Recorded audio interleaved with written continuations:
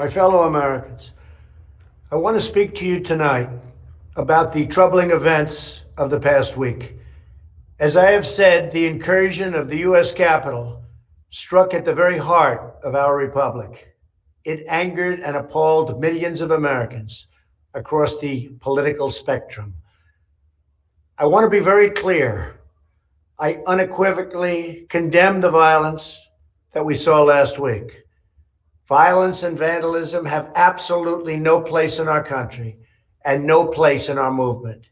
Making America great again has always been about defending the rule of law, supporting the men and women of law enforcement, and upholding our nation's most sacred traditions and values.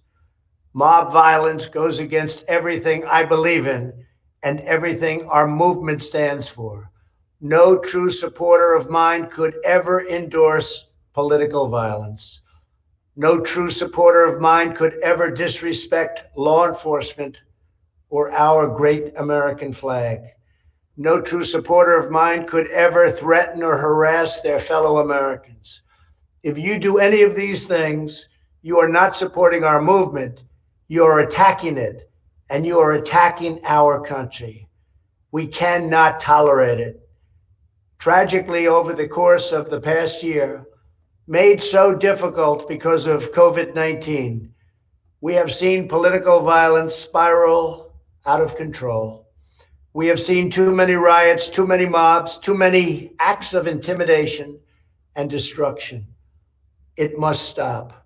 Whether you are on the right or on the left, a Democrat or a Republican, there is never a justification for violence. No excuses, no exceptions. America is a nation of laws. Those who engaged in the attacks last week will be brought to justice.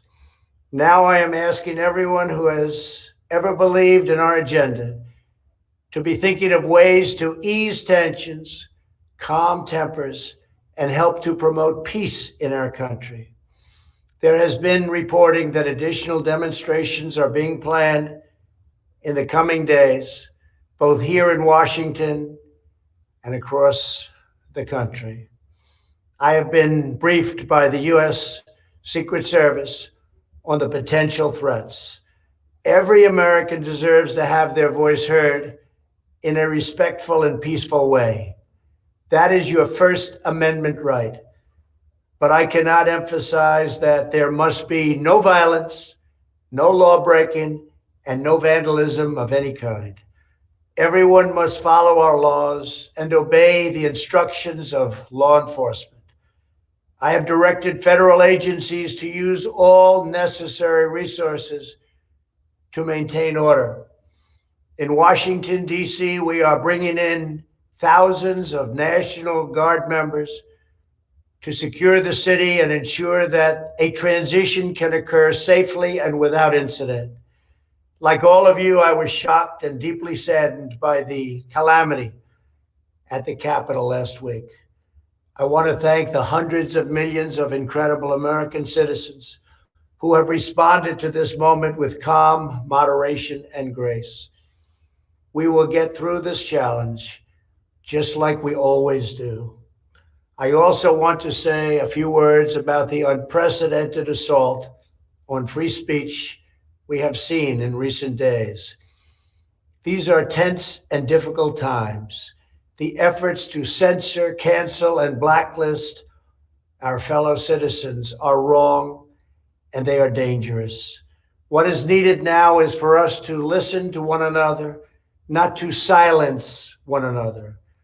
All of us can choose by our actions to rise above the rancor and find common ground and shared purpose.